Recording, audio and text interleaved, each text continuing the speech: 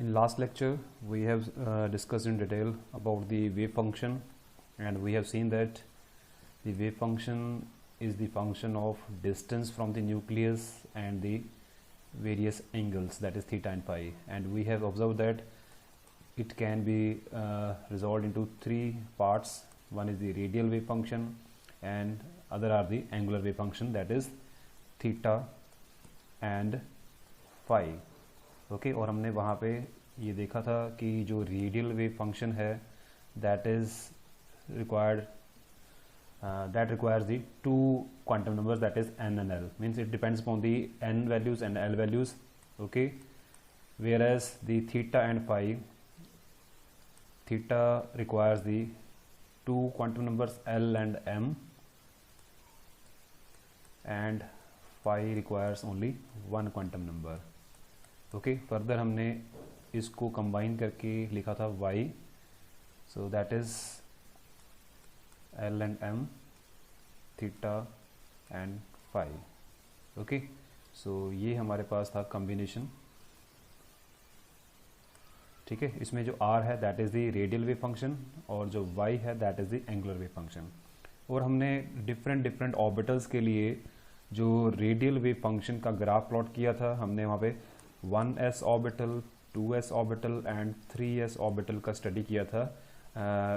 Radial wave function versus distance का हमने graph देखा था और हमने देखा था कि जो 1s है, 1s के लिए जो रेडियल डिस्ट्रीब्यूशन है, रेडियल प्रोबेबिलिटी जो है वो डिक्रीज करती है with increase in the distance. ठीक है, जैसे जैसे डिस्टेंस इंक्रीज कर रहा है तो रेडियल प्रोबेबिलिटी क्या कर रही है, वो डिक्रीज कर रही है. ओके और 2s के लिए हमने देखा था कि रेडियल जो प्रोबेबिलिटी है वो फर्स्ट डिक्रीज करती है, उसके बाद फिर वो इंक्रीज करती है. ठीक है, this was the for 2s, the graph between the capital R and the small R. ठीक है, दिस वाज फॉर 1s.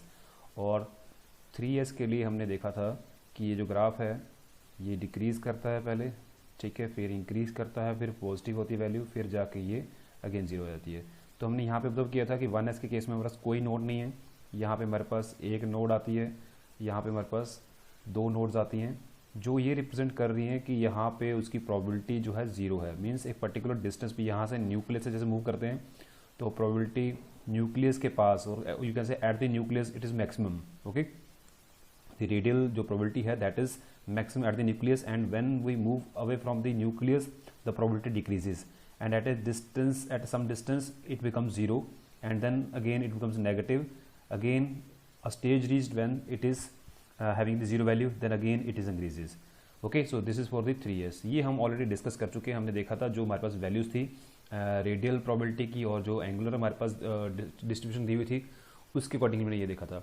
और हमने ये ऑब्जर्व किया था कि सभी, चाहे 1s है, चाहे 2s है, 3s है, 4s है, 5s है, कोई भी s ऑर्बिटल है, उन सब में जो एंगुलर वेव फंक्शन है वो किसी भी एंगल पे डिपेंड नहीं कर रहा है. ना वहाँ पे हमारे पास कोई थीटा की वैल्यू है, ना हमारे पास क्या वहाँ पे कोई पाई की वैल्यू है. ठीक है, so means these are the spherical symmetrical orbital. Okay, so next we are going to discuss the wave function for the 2p orbitals.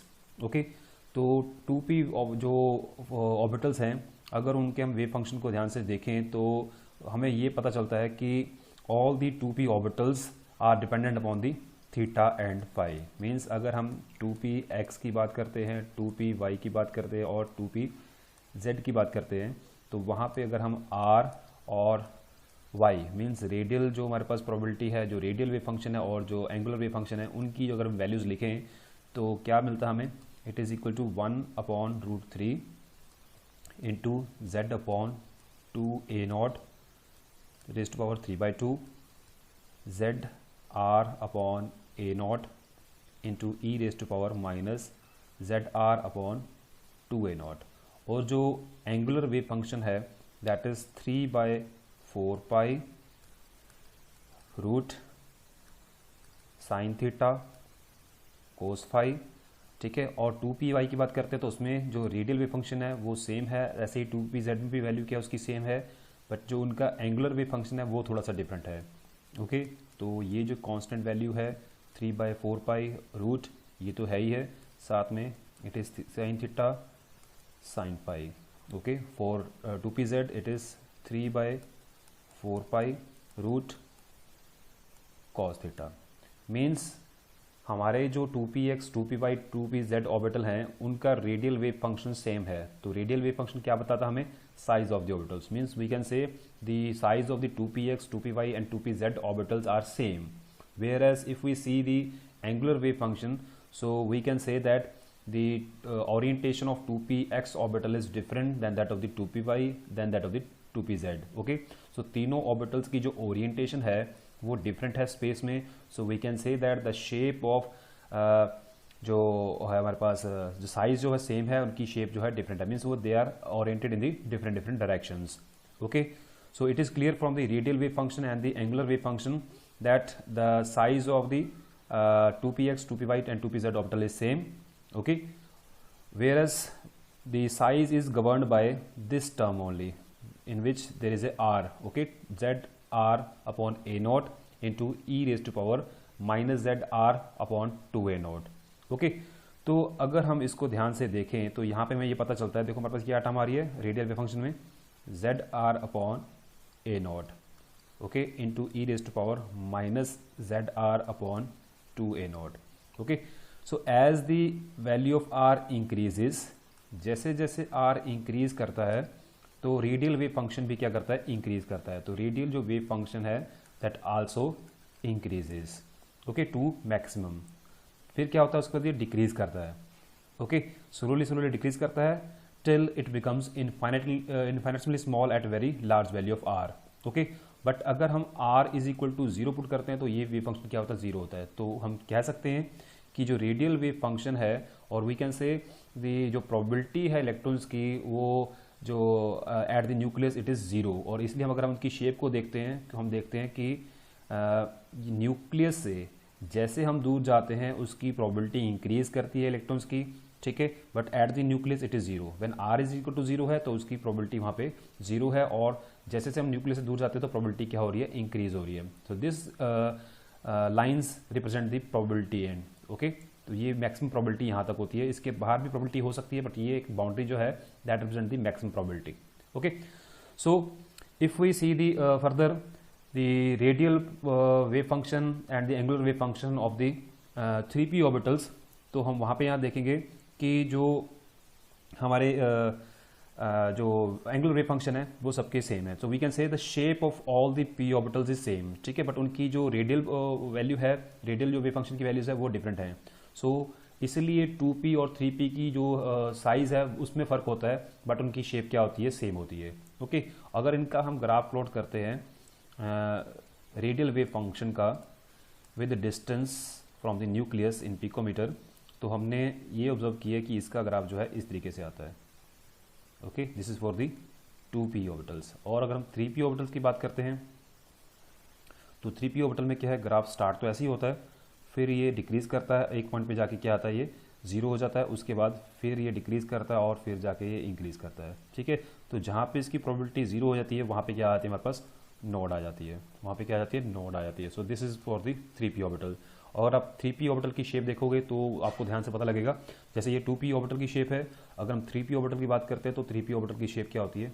इस तरीके से होती है, ठीक है, इस तरीके से होती है। तो मीन्स यहाँ पे हमारे पास एक ये आती है रेडियल नोड आती है, this is the radial node, ठीक है।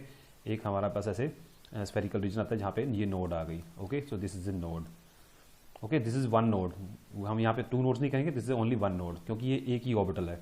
ओके, एक ही ऑर्बिटल में एक नोड आ रही है यहाँ पे। ओके, सो ये हमारे पास ग्राफ है हमारे पास 2p और 3p का।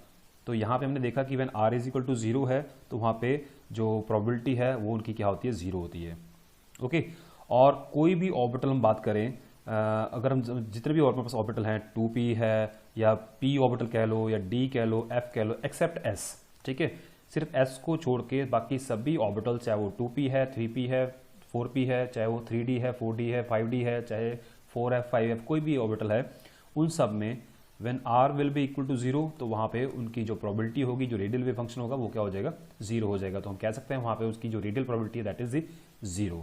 ओके, बट s के केस में हमने देखा है कि जो प्रोबेबिलिटी होती है eight the nucleus it is maximum, ठीक है। वो हमारा ग्राफ क्या होता है? हमेशा ऊपर से स्टार्ट होता है और नीचे को जाता है। Okay, so next I am going to draw the diagram और graph of the 3D and the 4f orbital. So अगर हम ध्यान से इनके जो रेडियल वेव फंक्शन है और एंगुलर वेव फंक्शंस हैं उनको स्टडी करें और उनके अकॉर्डिंगली हम इसमें ग्राफ प्लॉट करते हैं, तो जो 3D का ग्राफ है वो इस तरीके से आता है। ओके, इस तरीके से हमारे पास ग्राफ आता है, ये this is for the 3D। और सेम ग्राफ हमारे पास आता है 4f के केस में। तो 4f का ग्राफ थोड़ा सा पीछे से स्टार्ट होता है और वो इस तरीके से जाता है। ठीक है, this is for the 4f, this is for the 4f। और अगर आप ध्यान से देखो कि जो हमारे ग्राफ हैं 2p हो गया, 3D हो गया, 4f हो गया, ऑलमोस्ट सेम है। ठीक है, जो हमारा 2p का ग्राफ हमें अभी देखा था वो भी हमारा ग्राफ क्या था, ऐसे ही था। ठीक है, तो चाहे वो 2p है, चाहे वो हमारे पास 3D है, चाहे हमारे पास वो 4f है, चाहे हमारे पास 1s है, इन सब ऑर्बिटल्स में हमारे पास कोई भी नोड नहीं आ रही है। ठीक है, सो we can conclude here that the first orbital of each type, that is 1s orbital, 2p orbital, 3d orbital and the 4f orbital, क्योंकि p orbital start ही 2 से होता है, d orbital start 3 से होता है और f orbital start f से होता है। So first orbital of each type has no nodes, there are no nodes। okay, whereas if we talk about the 2s, 3p, 4d and 5f, they will have the one node each। ठीक है, सब में क्या होगी, एक node होगी। Okay, सो हमारे पास यहाँ पे एक जनरलाइज फॉर्मूला आता है n minus L minus 1।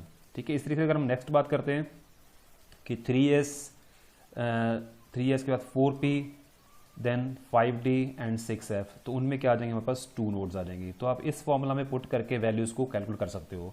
Suppose हमारे पास n इज इक्वल टू 1 है, l इज इक्वल टू 0 है, तो 1 minus 0 minus 1 will be having the 0 nodes. ठीक है, इस तरह से 2p की बात करते हैं तो n की वैल्यू 2 रहेगी, l की वैल्यू 1 रहेगी। सो 2 माइनस 1 क्या रहेगा, वहाँ पे हमारे पास 0 आ जाएगा। तो 0 नोड्स वहाँ पर आ जाएंगी, ये रेडियल नोड्स है हमारे पास। ओके, इसी बात करते हैं अगर हम 4d में कैलकुलेट करते हैं भी कितनी नोड्स होंगी, तो n इज इक्वल टू 4 है, l इज इक्वल टू हमारे पास यहाँ पे 2 है। ठीक है, तो we have the 4 minus 2 minus 1 means 4 minus 3 is equal to 1। तो 4d में हमारे पास 1 नोड्स होती हैं। इसी तरीके से आप इस फॉर्मूला को यूज करके किसी भी ऑर्बिटल्स में कितनी रेडियल नोड्स हैं हम वो कैलकुलेट कर सकते हैं। Okay, so this was about the solution of the wave function of the Schrodinger wave equation, जिसमें हमने इसको डिवाइड किया 2 पार्ट्स में, radial wave function and angular wave function, और उनसे हमने जो डिस्ट्रीब्यूशन है इलेक्ट्रॉन्स की वो हमने वहाँ पे कोशिश की है बताने की विद ग्राफ कि हम कैसे कैसे ये इनकी प्रोबेबिलिटी हो सकती है। ओके, तो फर्दर हम चलते हैं आगे, जी कि हमारे पास जो प्रोबेबिलिटी डिस्ट्रीब्यूशन है इलेक्ट्रॉन के अराउंड द न्यूक्लियस वो एक्चुअल में कैसे कैलकुलेट किया जाएगा। देखो यहाँ पे हमने जो वेव फंक्शन की देखा, वेव फंक्शन को प्लॉट किया तो हमारे पास नेगेटिव वैल्यूज भी आई हैं, तो नेगेटिव वैल्यू का वहाँ पर कोई भी सिग्निफिकेंस नहीं होता। ठीक है, तो फर्दर हम जो डिस्ट्रीब्यूशन करते हैं इलेक्ट्रॉन्स की वो हम 3 मेथड से कर सकते हैं। तो distribution of electrons around the nucleus can be carried out by 3 methods. The first method है by plotting the probability distribution curve, ठीक है, by obtaining the probability distribution curve. So first method is the probability distribution curve. Okay, second method is the electron cloud representation. Electron cloud representation. Okay, इसको हम electron density representation भी कह देते हैं। Electron cloud या electron density बात एक ही है। Third method is the radial probability distribution function. ठीक है, तो रेडियल प्रोबेबिलिटी डिस्ट्रीब्यूशन फंक्शन। ठीक है, इसको फाइंड आउट करके भी हम फर्दर प्लॉट करके इजिली जो है उनकी प्रोबेबिलिटी बता सकते हैं, उनको डिस्ट्रीब्यूट कर सकते हैं इलेक्ट्रॉन को भी, कहाँ कहाँ उनकी जो प्रोबेबिलिटी रहेगी वो मैक्सिमम रहेगी, कहाँ कहाँ उनकी मिनिमम रहेगी।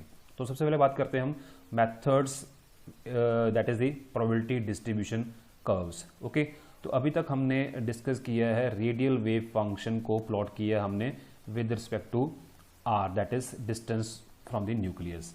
ओके, और हमने ये देखा है कि हमारा जो मेन फंक्शन है, जो हमारे पास वेव फंक्शन है, that is a function of that is depending upon the 2 parts, that is radial wave function and the angular wave function. Okay तो मीन्स अगर हम एंगल कांस्टेंट रख दें फिक्स्ड एंगल पे, अगर हम साई को प्लॉट करें तो हमारे पास जैसे आर के ग्राफ आए थे, रेडियल फंक्शन के ग्राफ आए थे, वैसे ही हमारे पास साई के ग्राफ आएंगे। ठीक है, तो हमारे पास अगर हम 1s की बात करते हैं तो 1s ऑर्बिटल के लिए हमने जो आर का ग्राफ देखा था, ठीक है, आर वर्सेस आर का ग्राफ जो देखा था वो क्या था, हमारे पास इस तरह का ग्राफ था।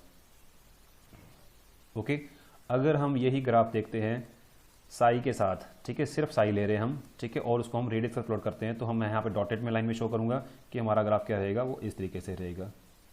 ओके और अगर हम यही ग्राफ क्या करते हैं 2s के लिए प्लॉट करते हैं, ठीक है, तो 2s में ज़्यादा क्लियर हमें पता लगेगा क्योंकि यहाँ पे तो हमारे पास कोई नेगेटिव वैल्यू नहीं है 1s में। तो 2s के केस में हमारा जो ग्राफ था r का वो क्या था कि हमारा ग्राफ ऐसे जाता है और उसकी कोई नेगेटिव वैल्यू आती है, ठीक है, तो यहाँ पे स्टॉप हो जाता है। यहाँ पे मेरे से नोड आ रही है। अगर हम साई के ग्राफ प्लॉट करते हैं, मतलब कंप्लीट वेव फंक्शन का ग्राफ प्लॉट करते हैं एट फिक्स्ड एंगल, ठीक है, विद रिस्पेक्ट टू आर, तो क्या देखते हैं कि वो ग्राफ भी बिल्कुल सेम इसी तरीके से जाता है, क्योंकि हमारे पास जो हमने देखा है कि जो साई है that is a function of R and theta and phi. तो थीटा फाई तो हमारा अगर हमने फिक्स कर दिए तो मीन्स साई और आर में कोई डिफरेंस नहीं रहा, ठीक है। तो हमारे पास यहाँ पे भी क्या आ रही है, वेव फंक्शन की प्रोबेबिलिटी क्या आ रही है, नेगेटिव आ रही है, मीन्स वेव फंक्शन नेगेटिव हो रहा हमारा। तो नेगेटिव वेव फंक्शन का हमारे पास या नेगेटिव प्रोबेबिलिटी का हमारे पास यहाँ पे कोई भी सिग्निफिकेंस नहीं है। सो इसलिए हम आर को और साई को यहाँ पे रिप्लेस करते हैं साई स्क्वायर से। तो Sai square gives the probability density, ठीक है। तो प्रोबेबिलिटी डेंसिटी ये बताता है हमें कि इलेक्ट्रॉन कहाँ कहाँ मैक्सिमम होंगे, कहाँ पे जीरो होंगे, ठीक है। कैसे, क्योंकि अगर हम साई जो हमने देखा नेगेटिव है, अगर हम साई स्क्वायर कर देंगे तो नेगेटिव का स्क्वायर भी क्या होता है, पॉजिटिव हो जाता है, ठीक है। तो उस केस में जो हमारा ग्राफ रहेगा वो क्या रहेगा, वो ग्राफ हमारा इस तरीके से स्टार्ट होगा। ओके एक पॉइंट पे जहाँ पे ये नेगेटिव हो रहा था वहाँ पे क्या होगा, ये फिर से इंक्रीज कर जाएगा, ठीक है। तो ये फिर से इंक्रीज हो जाएगा। तो मीन्स पहले प्रोबेबिलिटी डिक्रीज कर रही है, तो साई स्क्वायर जो है दैट इज प्रोबेबिलिटी डेंसिटी। तो from the nucleus the probability density of the electron for 2s orbital first decreases at a particular distance, it become 0 then it increases. Okay तो इसी तरह से अगर हम शेप की बात करते हैं तो जो 1s ऑर्बिटल है न्यूक्लियस के अराउंड जो इसकी प्रोबेबिलिटी ज़्यादा होती है ऐसे, ओके।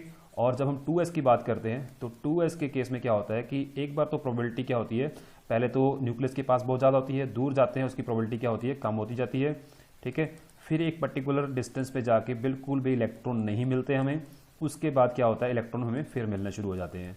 तो वो जो रीजन है जहाँ पे इलेक्ट्रॉन की प्रोबेबिलिटी बिल्कुल जीरो हो जाती है, that is the that region जहाँ पे हमारे पास यहाँ पे नोड आई थी, जहाँ पे वो उसका फंक्शन क्या था, वो जीरो हो जाता है, ठीक है। तो ये जो बीच का रीजन है, ठीक है, जहाँ पे हमारे पास इलेक्ट्रॉन की डेंसिटी बिल्कुल भी नहीं है, एक डार्क सा रीजन मिलता है, दैट रिप्रेजेंट दी नोड, ठीक है। तो ये 2s की हमारे पास शेप होती है।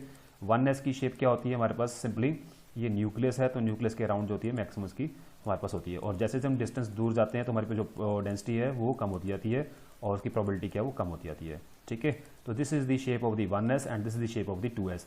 अब इसमें जो एम्प्टी स्पेस है that is the node, that represent the node, okay, जो यहाँ से भी क्लियर हो जाता है। और मैंने यहाँ पे दो मेथड इकट्ठे कर दिए, ये है हमारे पास प्रोबेबिलिटी डिस्ट्रीब्यूशन कर्व जो हम प्लॉट कर रहे हैं, जिससे हम रिप्रेजेंट कर रहे हैं, और ये है हमारे पास इलेक्ट्रॉन डेंसिटी रिप्रेजेंटेशन, ठीक है, इलेक्ट्रॉन क्लाउड रिप्रेजेंटेशन। अब इस मेथड में क्या होता है कि सपोज कर लो कि हमारे पास जो इलेक्ट्रॉन है न्यूक्लियस के अराउंड जैसे रिवॉल्व करते हैं, अगर हम ऐसा पॉसिबल हो पाए कि सपोज कर लिया कि हमारे पास एक ऐसा कैमरा है जो बार बार क्या कर रहा है, इस इलेक्ट्रॉन की फोटोज क्लिक कर रहा है, ठीक है। यू कैन से कि बहुत ही फास्ट जो है वो कैमरा ऑपरेट कर रहा है और इलेक्ट्रॉन्स की फोटोग्राफ्स ले रहा है। तो after taking in finite number of photographs, अगर हम उन फोटोज को ओवरलैप करते हैं तो हम क्या देखते हैं कि पहले हमारे पास न्यूक्लियस के अराउंड यहाँ पे इलेक्ट्रॉन की फोटो आई, बाद में वहाँ पे यहाँ पे इलेक्ट्रॉन की फोटो आई, ठीक है, फिर यहाँ पे आई, फिर यहाँ पे आई, फिर यहाँ पे आई। और जब उन सबको हम क्या करते हैं, ओवरलैप करते हैं, तो हमें क्या मिलता है कि जो इलेक्ट्रॉन की जो मैक्सिमम प्रोबेबिलिटी है वो अराउंड द न्यूक्लियस हमें मैक्सिमम मिलती है, ठीक है।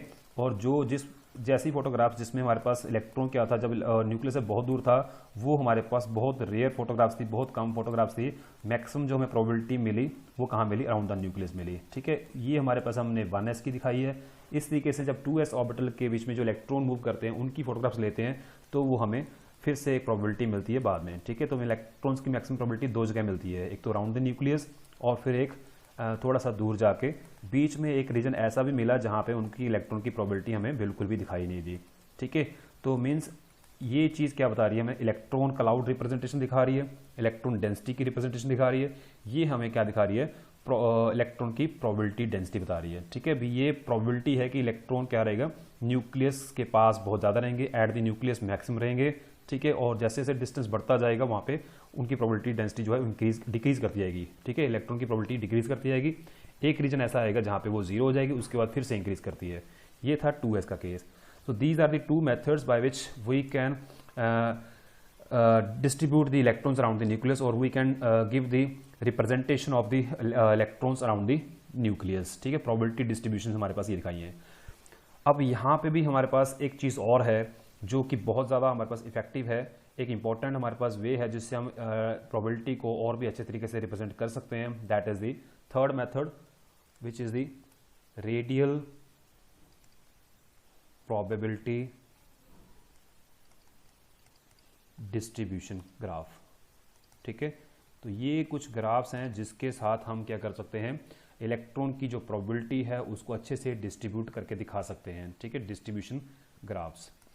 अब इसमें क्या होता है, हम लेते हैं एक रेडियल प्रोबेबिलिटी डिस्ट्रीब्यूशन फंक्शन। ठीक है, रेडियल प्रोबेबिलिटी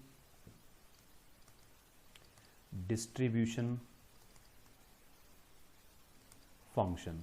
अब ये क्या चीज़ है, कुछ नहीं है, जैसे हमने पहले बात की है साई स्क्वायर की। ठीक है, जिसे हमने कहा कि ये हमें क्या देता है, प्रोबेबिलिटी डेंसिटी देता है। ठीक है, तो probability density all over the space हमें ये बताता है। ठीक है, प्रोबेबिलिटी डेंसिटी ऑफ इलेक्ट्रॉन्स, ठीक है, बताता हमें गिवन वॉल्यूम। ओके, अब ये अगर डेंसिटी है, अगर हम इसको कंपेयर करें, जैसे हमारे पास मास डेंसिटी होती है, मीन्स हमारे पास डेंसिटी हम लिखते हैं, डेंसिटी इज इक्वल टू क्या होता है, मास पर यूनिट वॉल्यूम। ठीक है, अब ये किसी पर्टिकुलर सब्सटेंस का मास है, ये उसका वॉल्यूम है। मीन्स अगर हम कहते हैं कि हमारे पास यहाँ पे कोई मटेरियल है जो इस वेसल में पड़ा हुआ है, उसने इतना वॉल्यूम ऑक्यूपाई किया हुआ है। ठीक है, और उसकी हमें डेंसिटी पता है, हमने मास फाइंड आउट करना है भी। ये हम अगर मान के चलें कि ये इलेक्ट्रॉन्स हैं, ठीक है, इलेक्ट्रॉन्स यहाँ पे बहुत सारे डिस्ट्रीब्यूट किए हुए हैं, तो इनकी जो प्रोबेबिलिटी डेंसिटी है वो डेंसिटी हमने इसके साथ ले ली हमने। ठीक है, अगर हम उस पर्टिकुलर वॉल्यूम के साथ इसको मल्टीप्लाई करें तो हम उसका मास बता सकते हैं। ठीक है, सो वी कैन से कि प्रोबेबिलिटी अगर हमने इलेक्ट्रॉन्स की फाइंड आउट करनी है तो प्रोबेबिलिटी को हम लिख सकते हैं भी प्रोबेबिलिटी डेंसिटी इनटू वॉल्यूम। ठीक है, यहाँ पे हमने बहुत स्मॉल वॉल्यूम लिया है। ओके, सो सपोज कि जो साई स्क्वायर है, हमने जैसे बताया कि it is a probability density of the electron in a given volume. In order to determine the actual probability, ठीक है, इन ए very infinitesimally small region, we have to multiply the probability density with the given volume। ठीक है, तो उसको हम इससे multiply करेंगे। तो what is dV? dV is the infinitesimally small volume in which the value of psi does not change significantly। ठीक है, मान के चल रहे हैं कि इस वॉल्यूम में जो वेव फंक्शन है वो सिग्निफिकेंटली चेंज नहीं हो रहा है। ठीक है, तो इस चीज़ को समझने के लिए हम क्या करेंगे, न्यूक्लियस के अराउंड एक स्पेस में हम एक इनफाइनाइट नंबर ऑफ क्या करेंगे, थिन कंसेंट्रिक वहाँ पे शेल बनाते हैं। ठीक है, तो हम एक शेल की बात करते हैं। सपोज हमारे पास ये क्या है, न्यूक्लियस है। ओके, एक कोई रीजन है न्यूक्लियस के अराउंड, और उसके अराउंड हम क्या कर रहे हैं, यहाँ पे एक हम कोई शेल बना रहे हैं। ठीक है, तो ये हमारे पास शेल है, ये उसका क्या है, एक छोटा सा डिस्टेंस है, हमने यह न्यूक्लियस से मूव किया। Okay, so it is a dr and इसका जो रेडियस है दैट इज r। ओके, तो ये हमारे पास क्या बन गया total, that is the r plus dr हो जाएगा। So this total is the r plus dr। ठीक है, तो इस छोटे से वॉल्यूम के अंदर ये जो वॉल्यूम है, ठीक है, जो कंसेंट्रिक जो रिंग है उसका वॉल्यूम अगर हम निकाल लें तो हम बता सकते हैं कि इसके अंदर इसकी प्रोबेबिलिटी क्या रहेगी, क्योंकि प्रोबेबिलिटी डेंसिटी तो पता हमें साई, अगर हम ये वॉल्यूम पता कर लें, ठीक है, तो हम वहाँ से उसकी प्रोबेबिलिटी फाइंड आउट कर सकते हैं। ओके, तो इस कंसेंट्रिक जो रिंग है इसका अगर वॉल्यूम निकालना है तो हम क्या करेंगे, सो ये एक तरह से शेल है, तो हम क्या लिखेंगे, the volume of shell which will be equal to the volume of sphere, ठीक है, with radius r plus dr, और इसमें से हम माइनस करेंगे जो अंदरला हमारे पास स्फीयर है उसका वॉल्यूम। ठीक है, the volume of sphere with radius r। ठीक है, उस स्फीयर का हम क्या कर सकते हैं, एक हमारे पास क्या है, अंदर एक स्फीयर है, बाहर एक स्फीयर है, और उसके बीच का जो वॉल्यूम है वहां पे हमने प्रोबेबिलिटी देखनी है इलेक्ट्रॉन की। ठीक है, तो what is the volume of the sphere, it is the 4/3 pi r cube. तो r क्या है यहाँ पे, r प्लस dr का होल क्यूब आ जाएगा, माइनस 4/3 पाई r क्यूब, ये आर कौन सा है जो अंदरला हमारे पास शेल है, so that will give the volume of shell. ठीक है, इसे आप सॉल्व कीजिएगा तो इसको सॉल्व करने के पास हमारे पास आता है volume of shell which is equal to 4 pi are square D r. ठीक है, तो this is the volume of the sphere. अब हमारे पास जो प्रोबेबिलिटी है, so probability is equal to psi square into 4 pi are square D r, और we can write it as a 4 pi are square D r psi square. अगर अब हम इस प्रोबेबिलिटी का ग्राफ प्लॉट करें, ठीक है, so that will give the radial probability distribution. ठीक है, means the probability of finding the electron with in small radial space around the nucleus. ठीक है, एक रेडियल हमारे पास स्पेस है, ठीक है, अराउंड द न्यूक्लियस, उसके अंदर हमारे पास जो प्रोबेबिलिटी आ जाएगी हम यहाँ से फाइंड आउट कर सकते हैं। ओके, तो जब हम इसको प्लॉट करते हैं, when we plot the 4 pi are square D R into psi square with distance from the nucleus, we observe that कि हमारा जो ग्राफ है वो इस तरीके का आता है। ठीक है, हमारा जो ग्राफ है वो इस तरीके का आता है for 1s orbital.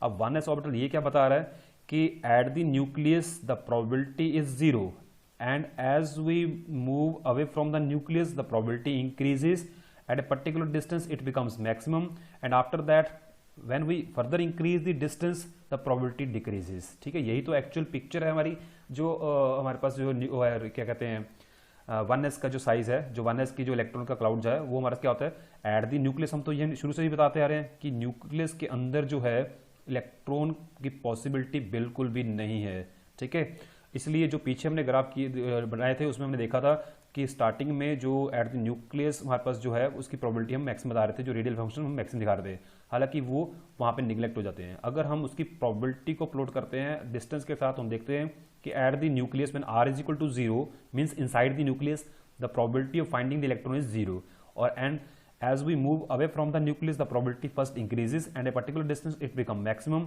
and after that it further decreases। ठीक है, सो ये पिक्चर आती है हमारे पास 1s की। अगर हम प्लॉट करते हैं बिल्कुल सेम इसी तरीके से ग्राफ 2s 3s के लिए, तो हम देखते हैं देखो क्या आ रहा है कि यहाँ पे मैं सिंपली प्रोबेबिलिटी लिख रहा हूँ। ठीक है, यहाँ पे हमारे पास r है, तो क्या देखते हैं कि probability first increases then decreases, उसके बाद ये फिर इंक्रीज करती है एक पर्टिकुलर हाइट तक, फिर ये डिक्रीज करती है। मीन्स यहाँ पे 2 हम्प आते हैं, एक छोटा हम्प आता है, एक बड़ा हम्प आता है। सो this is for the 2s। और 3s के केस में हमारे पास हमें 3 हम्प देखने को मिलते हैं। This is the probability and this is the distance from the nucleus. So हम वहाँ पे क्या देते हैं, पहले एक छोटा सा हम्प आता है, उसके बाद फिर से एक बड़ा सा हम्प आता है, उसके बाद हमारे पास एक और बड़ा सा हम्प आता है। ठीक है, तो ये चीज़ आती है। तो ये जो रीजन है बीच में that represent the nodes, these represent the nodes. Okay, तो ये हमारे पास 3s के लिए है, this is for the 2s। तो यहाँ पे हमारे पास एक नोड आ रहा है। ठीक है, 3s में हमारे पास 2 नोड्स आ रहे हैं। अगर हम 4s के लिए प्लॉट करते हैं तो हमारे पास वहाँ पे जो बनेंगे 4 हम्प्स आएंगे। तो हमारे पास यहाँ पे ये स्टार्टिंग में छोटा सा हम्प आएगा, फिर बड़ा आता है, उससे थोड़ा सा बड़ा आता है, फिर एक हम्प और बड़ा हो जाता है। ठीक है, इस तरीके से हमारे पास ग्राफ आते हैं। Okay, so this is the probability distribution for various orbitals, तो this is for the 4s। Okay, similarly अगर हम 2p के लिए प्लॉट करते हैं तो 2p का ग्राफ जो हमारा जैसे 1s का था वैसा आता है। ठीक है, तो इसमें क्या होता है कि probability first increases then it decreases. तो ये ग्राफ आता है हमारे पास 2p के लिए। तो this is for the 2p probability versus distance. और अगर हम प्लॉट करते हैं 3p के लिए, तो 3p का ग्राफ जो है वो इस तरीके का आता है ग्राफ। ठीक है, this is for the 3p। सो ये जो ग्राफ है हमारे पास ये क्या रिप्रेजेंट कर रहे हैं हमारे पास कि जो 1s और 2p है उनकी प्रोबेबिलिटी डिस्ट्रीब्यूशन सेम है। ठीक है, और अगर हम प्लॉट करते हैं 3d का ग्राफ, तो 3d का ग्राफ जो होगा वो 1s और 2p जैसा आएगा, बट क्या होता है कि ग्राफ थोड़ा सा ब्रॉड होता जाता है। ठीक है, ग्राफ क्या हो रहा है, ब्रॉड होता जा रहा है। ठीक है, तो वहाँ पे हमने देखा था कि एक छोटे डिस्टेंस में हमारे पास मैक्सिमम वहाँ पे आ गया था, यहाँ पे डिस्टेंस और इंक्रीज हो जाता है, और यहाँ पे जो इसका मैक्सिमम हम्प आ रहा है वो क्या है और इंक्रीज हो जाता है। ठीक है, तो ये this is graph for the 3d। Okay, this is the probability versus distance का ग्राफ जो है हमारे पास ये आ रहा है। और अगर हम 4d का ग्राफ प्लॉट करें तो 4d का ग्राफ हमारा 2s जैसा आएगा। ठीक है, 4d का ग्राफ जो हमारा 2s जैसा आएगा, क्योंकि 2s 3p और 4d का ग्राफ क्या आता है, सेम आता है, बट ये स्टार्ट होता है थोड़ा सा पीछे से, और एक ब्रॉड सा पीक आता है और फिर एक बहुत बड़ी ब्रॉड पीक आती है। So this is the graph for the 4D. So there are number of graphs given in the textbooks, so you can find out from there. ठीक है, तो किस तरीके से आपके ग्राफ बनेंगे, ये आपके ग्राफ जो है आपको एग्जाम्स में पूछे जा सकते हैं। इनको ध्यान से आपने देखना है, बार बार कोशिश करनी है बना के, ठीक है। इनकी प्रैक्टिस करेंगे तो हमें इजी रहेगा एग्जाम्स में इनको बनाना और इनको एक्सप्लेन करना, ठीक है। तो नोड्स के बारे में मैंने बता दिया था आपको, नोड्स हम कैसे कैलकुलेट करते हैं, n-l-1, ये एक जनरल फॉर्मूला है। इसमें आप n की वैल्यू पुट करो, उसके करस्पॉन्डिंगली जो भी आपको ऑर्बिटल दिया हुआ है उसके करस्पॉन्डिंगली आपके पास l की वैल्यू होगी, वो पुट करेंगे और 1 में माइनस करेंगे, 1 माइनस करेंगे उसमें से, तो हमारे पास टोटल नंबर ऑफ नोड्स आ जाएंगी। तो उसके करस्पॉन्डिंगली हम जो प्रोबेबिलिटी वर्सेस रेडियस का ग्राफ है, ये सारे हमारे पास पॉजिटिव हमारे पास क्या आएंगे, लोब्स आएंगे, इसमें हमारे पास कोई भी नेगेटिव नहीं होगा, ठीक है। तो अभी तक जो हमने पढ़ा है इसको हम कंक्लूड करते हैं कि जो फर्स्ट ऑर्बिटल है each type means 1s 2p 3d and 4f, ठीक है, they has the one region of maximum probability, ठीक है। उनका एक हम्प रहेगा तो वहाँ पे मैक्सिमम प्रोबेबिलिटी क्या रहेगी, जो रीजन रहेगा मैक्सिमम प्रोबेबिलिटी का वो एक ही होगा, ओके। और इसके साथ ही हमारे पास 2s 3p 4d 5f, इनमें हमारे पास 2 रीजन रहेंगे, तो we have the 2 region of maximum probability, ठीक है। यहाँ पे 1 रीजन ऑफ मैक्सिमम प्रोबेबिलिटी, ठीक है, यहाँ पे 2 regions of maximum probability. Similarly, if we talk about the 3s 4p 5d 6f, they will have the 3 regions of maximum probability, okay. So they will have the 3 regions of maximum probability. So this is all about the today's lecture. In next lecture we will study about the shapes of the orbital, okay.